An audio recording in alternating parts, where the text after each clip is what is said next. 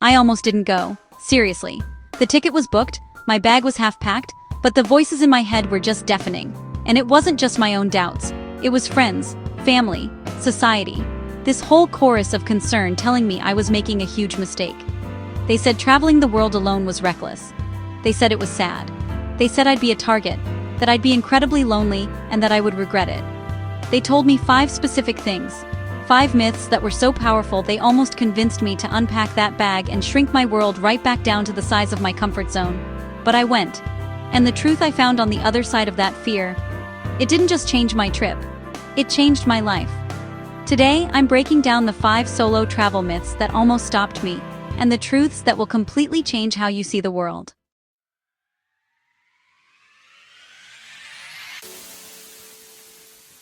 Okay, the first and loudest voice was the one whispering about loneliness. This is the big one, isn't it? The myth is that if you travel by yourself, you will be by yourself. You'll eat every meal in silence, see every amazing sight with no one to turn to and say, "Whoa," and just spend your nights staring at a hotel ceiling, feeling totally isolated. I literally pictured myself as this sad, solitary figure that all the happy couples and groups of friends would pity. I remember my first solo dinner abroad so clearly. I walked into this small, busy restaurant, and my heart was just pounding. I asked for a table for one, and I could feel all these eyes on me. The waiter led me to this tiny table in a corner, and as I sat down, the fear was so real. I thought, yep, they were right. This is horrible. I'm all alone. I immediately pulled out my phone like it was a shield to protect me from all the judgment I was imagining.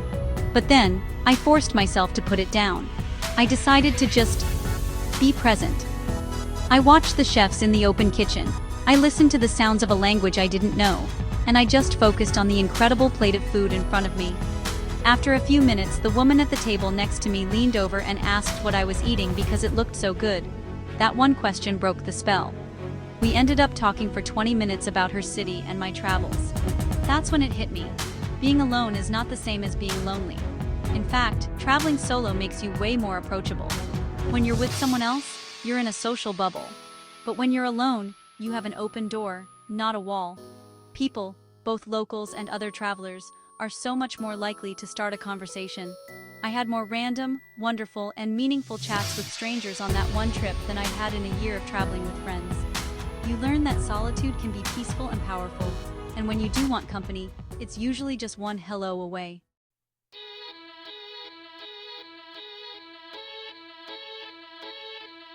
This is the myth that really uses fear against you. It's the one your parents and worried friends will bring up first. It's just not safe, they'll say, especially for a woman. The world, according to this myth, is a terrifying place crawling with bad guys just waiting for a solo traveler to show up. Every news story and movie plot seems to back this up, making you think that being alone in a foreign country means you have a target on your back. Before I left, I got a mile-long list of warnings. Don't go out after dark. Don't talk to strangers. Don't trust anyone. The fear was so thick, I started to wonder if I was being brave or just completely naive. But here's the truth I found. You have to be smart. But solo travel isn't automatically more dangerous than your everyday life. Danger exists everywhere, even in your hometown. The key isn't to live in a bubble of fear, but to travel with awareness and trust your gut. You do your homework. You find out which neighborhoods are safe and book places with good reviews. You share your itinerary with someone back home. You learn a few key phrases in the local language. You walk with confidence, even if you're a little lost. And most importantly, you listen to that internal alarm. If a person or a situation feels off, it probably is. You don't have to be polite, you just need to leave. What really shocked me was discovering that the world is, for the most part, overwhelmingly kind. The media loves to show the worst of humanity, but it rarely shows you the millions of small, kind acts that happen every day. Like the man in Lisbon who walked 3 blocks out of his way to make sure I found the right tram. Or the family in Thailand who insisted I share their beach umbrella when it started pouring. These are the real stories of solo travel that don't make the news. By being prepared and aware, you're not limiting your experience. You're empowering yourself to see the world safely. If any of this is hitting home, or if it's helping you rethink some of your own fears, do me a favor and hit that subscribe button. My whole goal here is to share truths that empower you to get out there and see the world. And by subscribing, you won't miss what's coming up.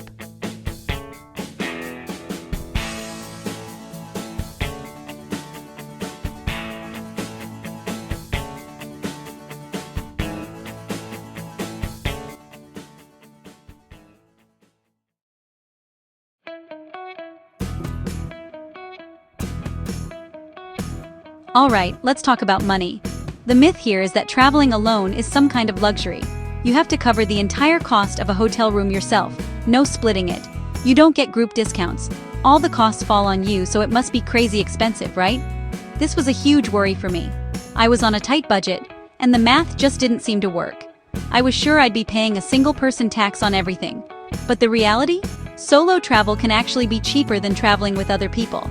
And the reason is simple. You have 100% control over your money. You're the boss of your own trip. When you travel with others, you're always compromising. One person wants a fancy dinner, another wants a pricey tour, and someone else wants a boutique hotel. Your budget ends up being a messy average of what everyone else wants. When you're solo, every single dollar is spent exactly how you want. Don't care about a fancy room? Stay in a great hostel for a fraction of the price of a hotel, and meet other travelers while you're at it. Want to save on food? Eat amazing street food for a few bucks, or go to a local market and make your own meals. You can choose to walk instead of grabbing a taxi and discover hidden alleys along the way. You get to spend your money on what actually matters to you, whether that's a cooking class or a museum pass, and skip everything that doesn't. That total financial freedom often makes solo travel way more affordable than a group trip full of compromises.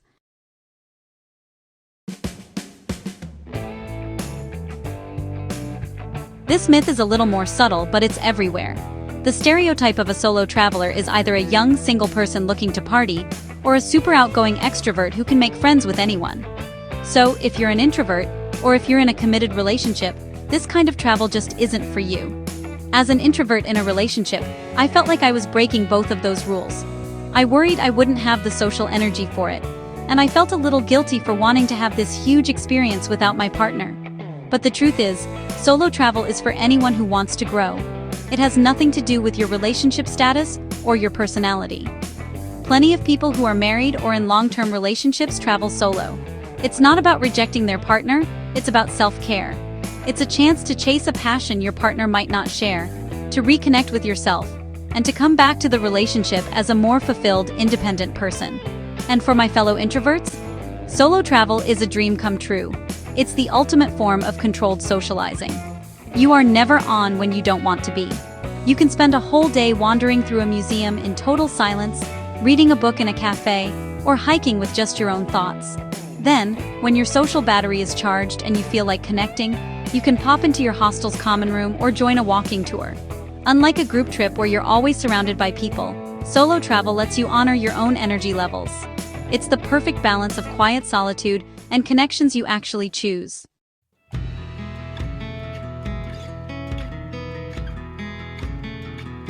This last myth might sound a bit shallow, but let's be real, it's a valid concern.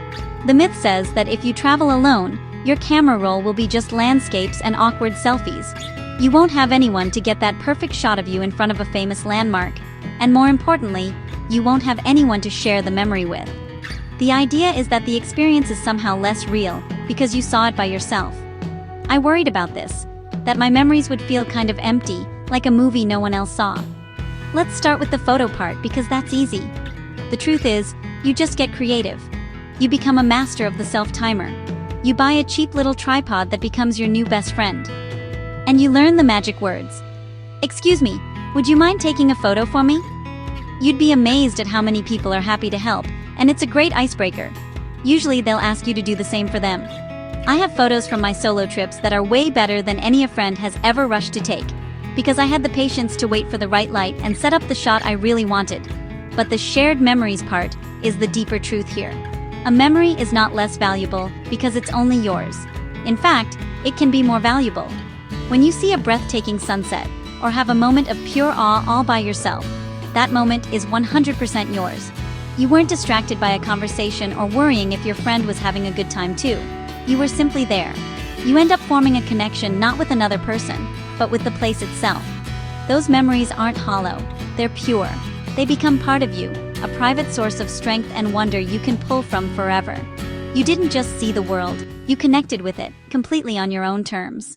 So, I went. I packed the bag, got on the plane, and walked right through that wall of fear built by these 5 myths. And the person who came back was not the same one who left. The person who left was scared of being lonely, and instead found the joy of solitude. She was scared of danger and found a world full of kindness. She was worried about the cost and found the freedom of total control. She thought she was the wrong type of person to do this, and discovered it was perfect for her. She was afraid her memories would be empty, and found they were fuller than ever. Traveling alone isn't about running away from your life. It's about running towards yourself. It's about proving that you can count on yourself, navigate the unknown, and that your own company is pretty great company. It replaces fear with confidence, and anxiety with a quiet, solid confidence. So now I want to hear from you. Think about these myths, think about your own fears, and tell me in the comments below. What is the biggest myth or fear that's holding you back from traveling solo? Let's talk about it and debunk it together. Because on the other side of that fear is a version of you, and a vision of the world that you can't even begin to imagine right now. Thanks for watching.